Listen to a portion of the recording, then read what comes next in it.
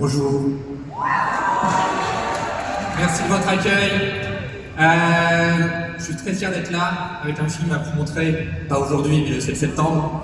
Désolé. Ouais. Et heureusement, je suis pas tout seul. J'ai apporté une partie de l'équipe avec moi. On a le compositeur de la musique du film et aussi de la série, Jimmy Tillier.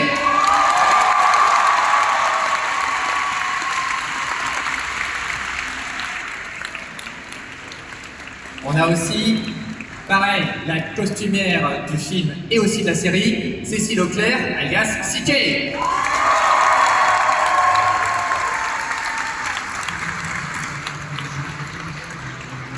On a ramené aussi quelques comédiens et des comédiennes. On a dans le rôle de Gilbert, un personnage que vous avez vu dans la bande-annonce, l'excellentissime Arnaud Ducret.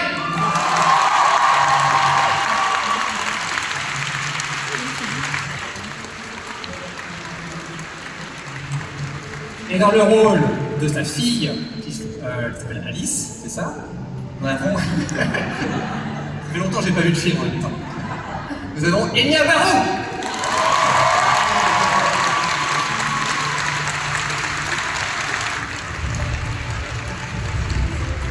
Dans le rôle de Constance, Nelly Jaino.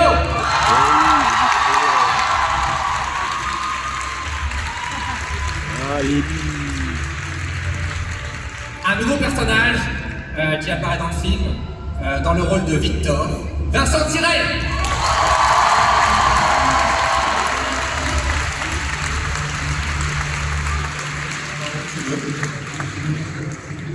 Et un personnage que certains d'entre vous ont lu dans le roman La Meute. On est très fiers de la voir enfin pour de vrai. Assassinat dans le rôle de Belette.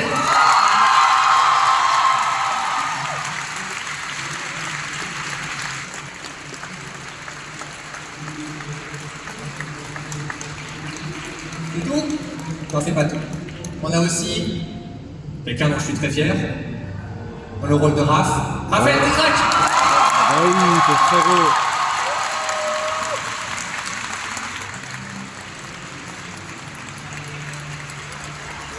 Et bien sûr, vous l'attendez tous. Bah oui. Mon agent m'a obligé à le dire comme ça, dans le rôle de visiteur du futur, le comédien du Conservatoire national d'art dramatique de l'île de Paris, Florent Dorin.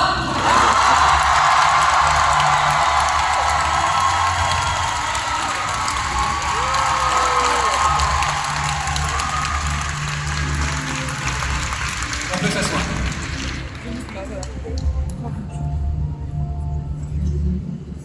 Ici, et oui, vous pouvez venir près de moi, vous avez le droit. Et j'ai oublié personne? Il y a personne en coulisses? Pardon? Et aussi, dans le rôle du producteur du film, Robin Boisbleu.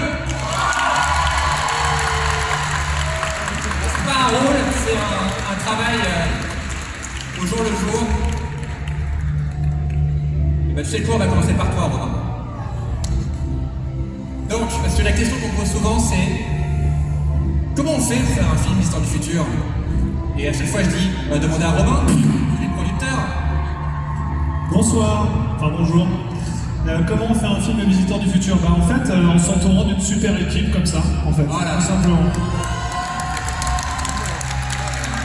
La réponse de Lâche. Ouais, non, et je remercie particulièrement aussi le distributeur du film KNBO qui a organisé tout ça, qui nous a suivis aussi. Vous pouvez les applaudir très très fort, ils sont dans la salle. C'est grâce à eux qu'on a des super affiches, des super bandes annonces et surtout, on espère une super distribution. Voilà quoi. Donc on a vraiment de la chance d'être encadré par une super société de distribution de cinéma et qui m'a vraiment laissé faire un peu tout ce que je voulais avec mes copains. Donc c'est vraiment une chance, quoi. Et je parle aussi pour toi, Robin, pour Pyramide. On est venu ici avec Robin il y a 3 ans. 3 ans. On avait des idées, on avait des rêves, mais on n'avait pas de film. Et entre-temps, on a réussi à faire le film. Ça a été très compliqué, on a eu un an de Covid, voilà, comme tout le monde, un peu un an de parenthèse. Et je voulais savoir, donc on va faire parler quelqu'un qui était là aussi depuis le début, comme Jimmy. Alors, vous allez dire, mais c'est bizarre, on commence par la musique. Mais en fait, dans le Visiteur du futur, la musique commence très tôt dans le processus. Et toi, tu peux expliquer comment on a commencé à travailler sur le film? Bonjour tout le monde.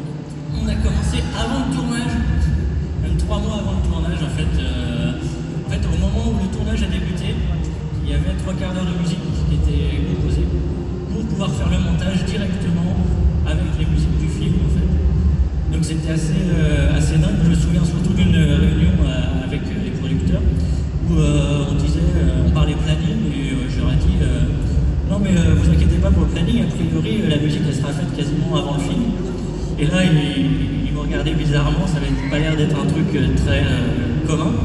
Et puis je pense qu'à un moment, ils ont dû se dire, bon, ils ont l'habitude, ils vont faire comme ça, on va les laisser faire. Et donc ça, c'était vraiment sympa. Et donc voilà, donc avec Jimmy, on a l'habitude de travailler ensemble, donc, mais aussi on a aussi pu accueillir des nouvelles personnes sur le tournage, comme Arnaud Ducret. Oui.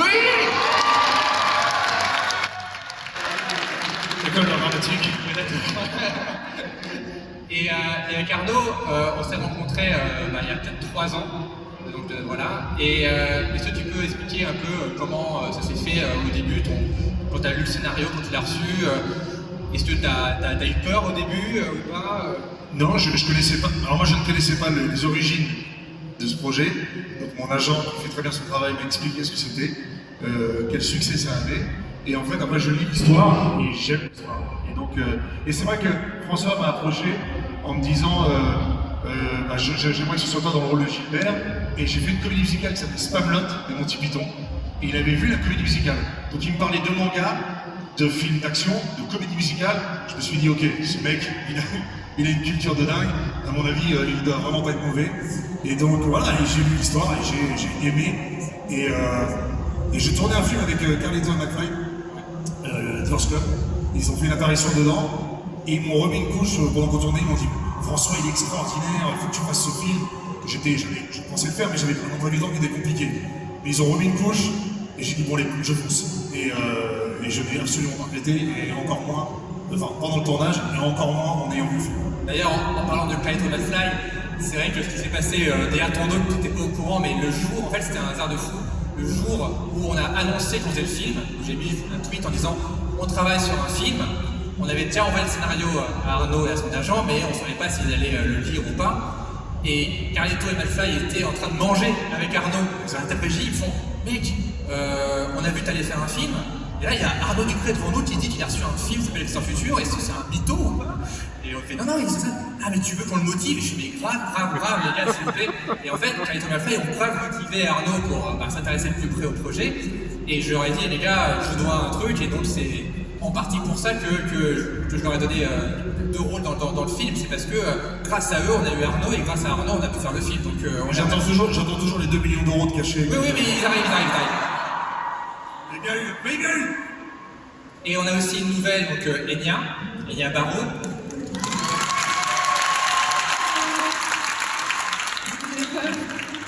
Vous ne le savez pas encore, mais vous allez... c'est l'héroïne du film, en fait. C'était un peu ma carte secrète pendant tout la prépa du film. C'était que c'est un film où le centre du film, c'est elle. Et pour la trouver, il fallait trouver quelqu'un qui soit une bonne comédienne, mais qui marche aussi en duo. Comment on a fait ça Alors d'abord, tu as voulu prendre Lily Rose Depp. Et elle coûtait trop cher. J'ai pas voulu la prendre, j'ai dit il faut quelqu'un comme Lily Rose Depp. Et j'étais un peu moins chère que Lily Rose Depp, donc c'est moi qui ai fait ça. C'est bien. Non, voilà, j'ai passé un casting pareil avec Arnaud. Il s'est très bien passé, c'est tout de suite très bien entendu. Et moi, je n'avais pas vu la série Visiteurs du Futur. Ne vous moquez pas de moi. Non, mais c'est pas grave, personne l'a vu ici donc. Non, j'ai des gens comme moi qui n'ont pas vu la série ici, levez la main. Oh, c'est un truc de ouf! Ah, il y en a vraiment, vous êtes des moldus quoi, il y en a qui, comme moi. C'est génial! Bon voilà, donc tu vois François, je suis pas la seule, arrêtez de te moquer de moi. Je moque pas de toi, c'est juste que je t'ai dit, ça serait bien que tu me vois un moment, et tu m'as dit, bah non, parce que mon personnage, je connais pas les personnages de Visiteurs Futur, ça va casser mon processus. Je voulais être comme Alice, c'est-à-dire Alice et Gilbert, c'est les 2 personnages qui servent finalement aux gens qui ne connaissent pas la série. On est des personnages qui débarquent dans cet univers, on connaît pas le Visiteur du Futur, on connaît pas Raph, on connaît personne. Et donc pour le jeu, c'était bien pratique de n'avoir rien vu. C'était un peu un mytho en vrai, parce que j'avais pas eu le temps de voir la série, j'avoue. Mais voilà. Donc, je suis très fière d'avoir participé à ce film. Par contre, Stranger Things, t'as vu ça? Ouais. Stranger Things, j'ai tout vu. Ouais. Là, j'ai eu le temps, j'ai trouvé du temps. Non, je suis très fière de participer à ce projet et que voilà, François et Raph et Florent et toute l'équipe nous aient intégrés aussi bien à ce projet. Je suis très très fière et très heureuse. On va leur demander si t'es vraiment intégré ou pas. Florent, t'as un micro? Comment s'est fait l'intégration des nouveaux comédiens et comédiennes? Enya, elle a forcé de ouf au début, donc c'est vrai que je l'ai un peu mis à sa place, tu vois, genre attention, nous laisse tomber, on vient du web et tout, tu te calmes tout de suite. Et après j'ai pu voir ce qu'il y avait en fait en dessous, cette petite couche de... Et c'est une fille super. C'est bizarre de dire ça, c'est bizarre.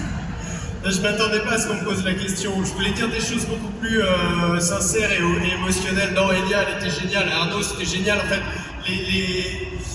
Vincent, Assa, tous les nouveaux ont pris le train parfaitement en marche, aussi bien sur le plan pratique du travail que un peu plus émotionnel du projet, parce que vous le savez, ce projet c'est un projet un peu particulier et pour ceux qui nous suivent depuis longtemps, merci infiniment de nous soutenir dans ce travail, de nous avoir aidés à nous porter jusqu'à faire ce film. C'est miraculeux et moi je vous suis infiniment reconnaissant. Oh là là, oh là là.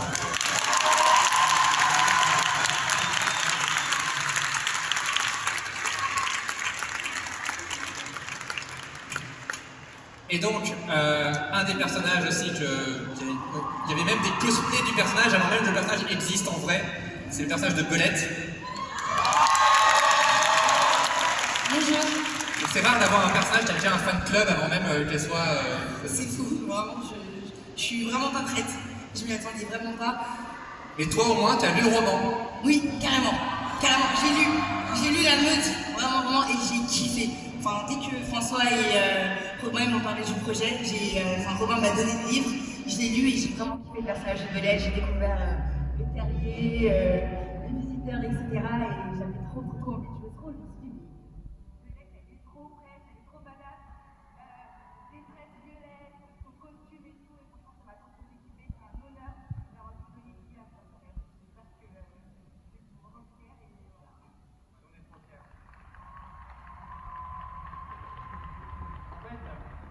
Je dois vraiment les remercier parce que c'est en grande partie grâce à eux, parce que je me rappelle une fois, il y a quelqu'un qui est venu me voir avec un dessin de Belette et sous une forme que je n'avais pas forcément prévue. Je me dis tiens, ce style-là, je l'ai pas forcément prévu. Et je sais plus qui avait dit oui, on imagine trop quelqu'un comme Afasila. Et j'ai fait oui, pourquoi pas, note Assa. Alors je sais pas ce que cette personne, mais merci d'avoir pensé à moi parce que voilà. Du coup, Donc voilà, donc n'hésitez pas à donner d'autres pistes de casting. Nous on a... Si quelqu'un veut lui donner éventuellement un Batman avec pas de tronche, Voilà. moi je suis... Batman, toi tu prends Batman, ok, voilà. Et Raph, Bonjour. alors...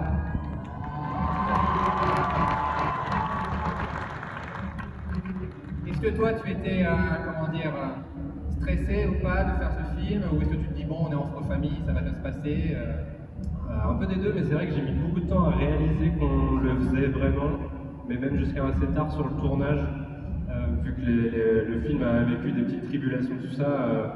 Je crois que le premier jour de tournage, j'ai vraiment percuté quand j'ai vu un peu les décors dans lesquels allait nous emmener, et les costumes, etc. Donc j'ai mis du temps à réaliser, je réalise pas encore tout à fait. Je pense que j'ai un peu l'impression là d'être à la saison 1 de la web série. Ça se trouve, c'est qu'un rêve. C'est pas sûr que c'est en train d'arriver, je suis pas sûr. T'es mieux physiquement que dans la saison 1. Ok, cool, ouais. On a fait une projection pour des professionnels à Montreuil et ils ont présenté l'épisode 1 de la saison 1, puis le film. Et là vraiment, on était là avec Mathieu Poggi, on disait waouh, ils vont rien comprendre.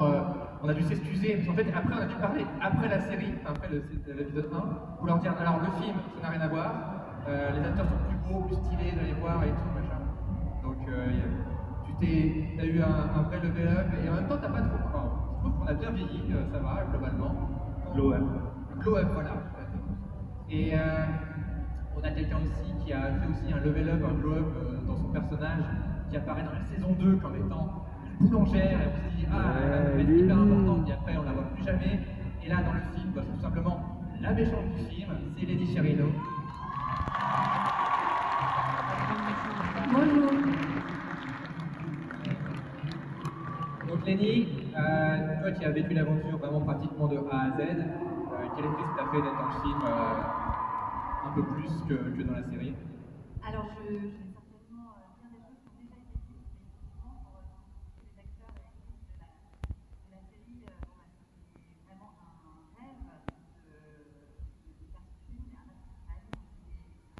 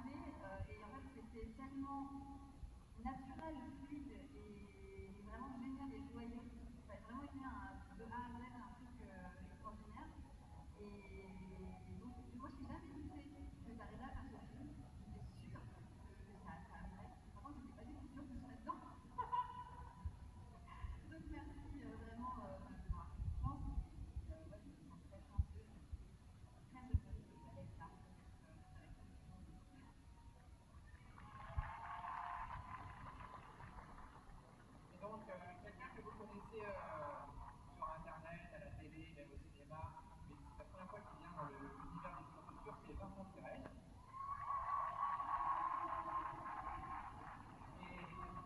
Et étrangement, Vincent et moi, en fait, on n'avait jamais travaillé ensemble directement. On avait travaillé par intermédiaire, mais jamais directement. Et donc, toi, comment t'as... Ouais, tu peux raconter comment t'as fait ton aventure, je pense que tu vas un peu spoiler. Ça ne spoil pas trop, mais c'est intéressant de dire le contexte du personnage. D'où il vient à la base. Je ne sais pas pouvoir répondre. Ah oui, non, d'accord. Tu veux le dire ou pas? Oui, je veux bien, pour être sûr de... Ok, je vais répondre à ta question. Oui, s'il te plaît, tu as d'autres questions? À la base, ma première intervention, ça y est. Non, mais c'est compliqué, c'est compliqué. À la base, il y avait le personnage de Michel, joué par Simon Astier, qui devait faire plein de trucs. Et je dis à Simon, Simon, je fais un film dans le futur, tu vas dedans, il fait, mais carrément, avec plaisir, mais mec, c'est trop bien, c'est super. Et moi j'ai écrit le scénario, et je lui dis, bah voilà, ton personnage, il apparaît là, il apparaît là, il apparaît là, et en gros, t'en as pour 2 semaines de tournage. Il fait, bah, ça tombe mal parce que je tourne une série avec des aliens et tout machin. Il fait, ah oui, ça tombe très mal en effet. Il fait, ouais, mais je vais être dans le film quand même. Alors je fais, ok, alors du coup, Simon Astier est dans le film, mais tout ce que devait faire son personnage, j'ai dû créer un nouveau personnage. Voilà. Et c'est là où les opportunités se créent. Je suis meilleur en mime, t'as vu?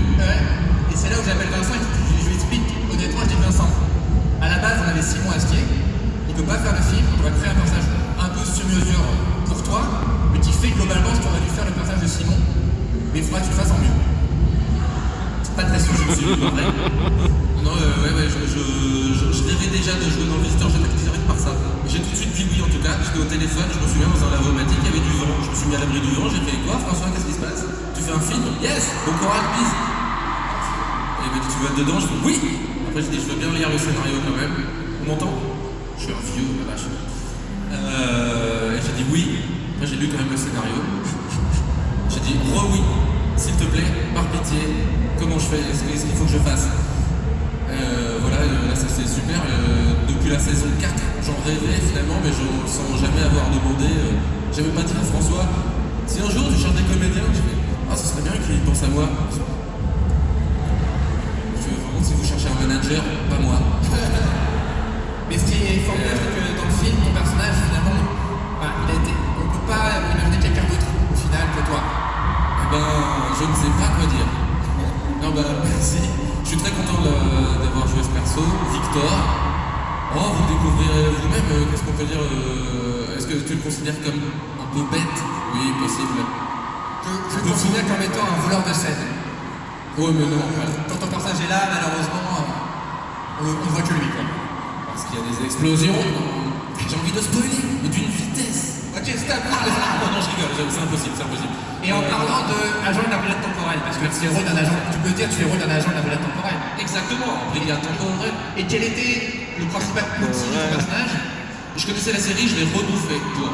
Si on fait des bastons, j'ai pas lu le bouquin. Quel était, pardon? T'avais un costume? Ouais. Très bien. Non, mon costume, il était super. Mon costume en latex fait sur mesure. François m'appelle, il me dit tu veux jouer dedans, donc oui. Donc après il me dit c'est peut-être Simon, c'est peut-être pas Simon, c'est peut-être Simon, c'est peut-être pas Simon. Et au moment où il me fait c'est pas Simon, je fais 81 kilos. Et je fais ça correspond pas trop au perso ça. J'ai envoyé une photo de mon torse. C'est pas mon torse est en bas, près de. Il est redescendu vers le bas. Et il me fait c'était quand? Je fais là, donc là j'ai fait des dons. Je mime mal les dons. Et voilà, après on m'a fait un costume sur mesure, je vais attendre 2 semaines quand même. Encore, et on avait des super costumes, je les mettrai pas tous les jours. Et ils se vendent très très mal chez H&M. Donc, en parlant des costumes, par contre, non, il est génial. Voilà, s'il te plaît. On a la costumière, donc, Cécile, qui elle, a dû subir tout ça pendant des mois. Comment c'était de travailler avec les comédiens pour essayer de faire un costume à la fois fonctionnel et en même temps que les comédiens n'aient pas envie d'arracher Alors c'est très dur déjà c'est des fois pas possible en fait de concilier le fonctionnel et le confortable et surtout le visuel puisqu'on voulait envoyer du lourd sur ce film. Il n'était pas question qu'on soit au niveau de la série, il fallait encore monter d'un cran et il fallait paradoxalement faire ça très vite. On a eu peu de temps pour la prépa, donc moi ce que j'ai fait, c'est que j'ai appelé tous les comédiens, déjà pour voir un peu prendre la température, s'ils avaient des envies, des choses qu'ils voulaient changer dans leurs anciens costumes pour ceux qui restaient. Et je me suis entourée d'une super équipe de passionnés comme moi qui rêvaient de ce film. Moi ce film je l'ai attendu depuis la saison 4, on en avait déjà parlé avec François. Et puis voilà, on y est allé, on a vraiment bourriné. On a fait beaucoup d'essayages, surtout pour la brigade temporelle, surtout pour Vincent et ses changements physiques. Joaquin Phoenix. Non, vraiment, par contre, juste pour dire vraiment un gros bravo, parce que le costume est vraiment génial. Je dis, il ne se vendrait pas chez H&M en période de froid, mais honnêtement, il n'y a pas à s'en plaindre, il était vraiment super, c'est magnifique, j'ai hâte que vous voyez ça rien que pour ça. Je vous comprends que jamais.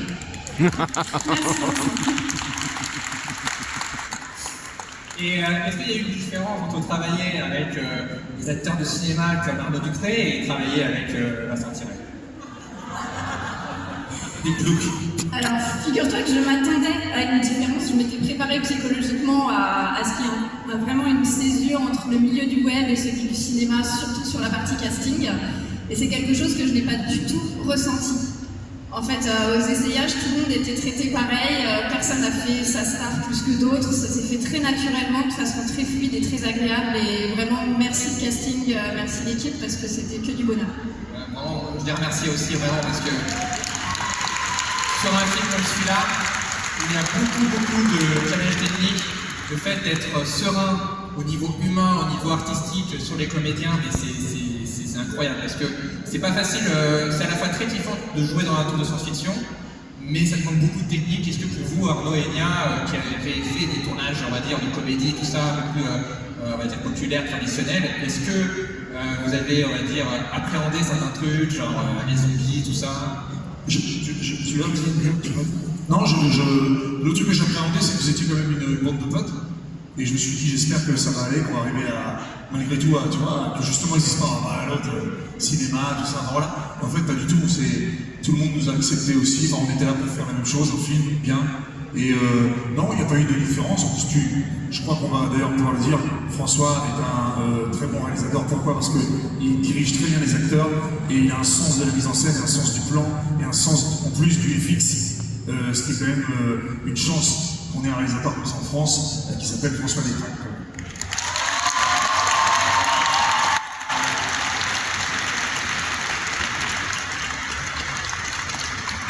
Merci. Et j'en profite pour vous parler justement, si vous aimez les histoires où on se fait kiffer entre nous, on raconte qu'on est les meilleurs et tout, et ben il y a un nouveau livre qui va sortir, édité chez Brajlon, qui va apparaître derrière vous là. S'appelle Vision Future Rétrospective. Voilà. C'est un livre un peu souvenir, un livre qui raconte nos 12 ans d'aventure sur la série, mais aussi ça commence au CP, quand on se rend compte. Donc c'est un peu le livre de notre vie à nous, à toute la team. Ça va de la saison 1 au long métrage. C'est les coulisses, c'est Brandon qui le fait, c'est nous qui parlons vraiment. À la première personne de notre aventure sur ces années-là, avec des photos incroyables, souvenirs. Toutes ces photos ont été faites globalement par quelqu'un qui nous a suivis depuis le début, depuis le jour 1, à savoir Anaïs Hachès.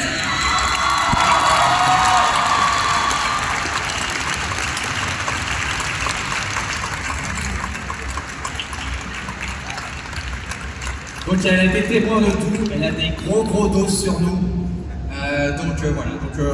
On a très hâte que vous puissiez lire ce livre qui sort le 14 septembre, donc une semaine après la sortie du film.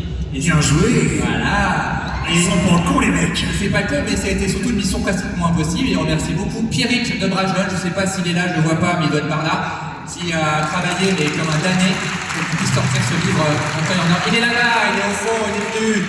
Il est mort en fait, là, il est en vacances dans sa tête.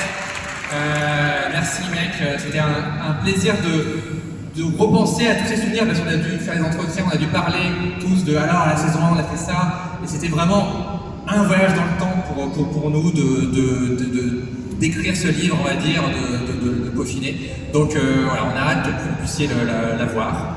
Donc ça c'est un premier truc cool, mais il n'est pas encore sorti. Par contre ce qui est sorti, ce que vous pouvez avoir déjà aujourd'hui chez le stand de Legend Icon, c'est du nouveau merch, des nouveaux produits dérivés. Parce qu'on a une slide, je crois qu'il y a 3 t-shirts qui sont sortis, que même moi je n'ai pas. Même une casquette, ok d'accord. Voilà, donc ça c'est disponible chez les gens d'Icon, le stand qui est, je sais plus, Hall 6 je crois. Pourquoi il n'y a que Florent sur le t-shirt? C'est son agent. C'est pas Florent, c'est le chanteur Sinclair. Parce qu'il est dans le titre. Voilà. Et bientôt dans Enya du présent, il y aura les t-shirts Enya. D'ailleurs, les préservatifs Gilbert, tout ça, vous allez les éclater. Avec une paire de lunettes, gros, comme ça. Donc ça, vous pouvez les retrouver sur le stand des gens d'Icon. Peut-être qu'on y sera tout à l'heure, peut-être pas. Moi-même, je ne suis pas au courant. Est-ce que maintenant, on a quelques minutes à vous accorder? Si vous avez des questions, c'est maintenant. Donc il y a des micros qui se baladent dans la salle, il y a une main qui se lève direct. Alors en plus c'est en cosplay, donc c'est direct. Ouais, attends, bouge pas. Donc elle est en cosplay, alors là, ceux qui ont la ref, c'est les meilleurs, c'est Ralph de la théorie des boss. Debout. Lève-toi, parce qu'ils savent pas où tu es. Lève-toi. Voilà. Et donc voilà, elle a les boss. C'est la série de Philippe Baptiste Perroun, dans laquelle tout le monde plus ou moins apparaît dans votre rôle. Voilà, vas-y, on t'écoute. Bonjour du coup. Bonjour. Je me demandais si niveau acting, ça changerait pour vous de jouer dans le visiteur en série par rapport au film. J'ai pas joué dans la série, sinon j'avais envie de parler direct. La caméra était plus grosse. Voilà, non, c'était pas blague. En vrai, c'était plus intimidant parce qu'il y avait une grande équipe. Enfin, moi perso, je mettais une certaine pression à ce film-là. En effet, il y avait un gros gap entre juste François derrière son caméscope au bois de Vincennes avec personne d'autre et tout. Mais on a essayé de voir ça dans la continuité du truc. Donc, pour l'instant, je fais pas trop de distinction. Étrangement, parce que François est très ambitieux et qu'on a François a réussi à faire quelque chose qui n'a pas le prix du budget, enfin qui n'apparaît pas comme le budget que c'est bref. Et c'est vrai que on avait un rythme assez effréné sur le tournage et du coup on a dû s'adapter aussi à tous donner à 100% pour que le film il soit bien quoi. Pardon. Je n'ai rien à rajouter. Donc on a tous bossé pour que les films soient bien. D'autres questions?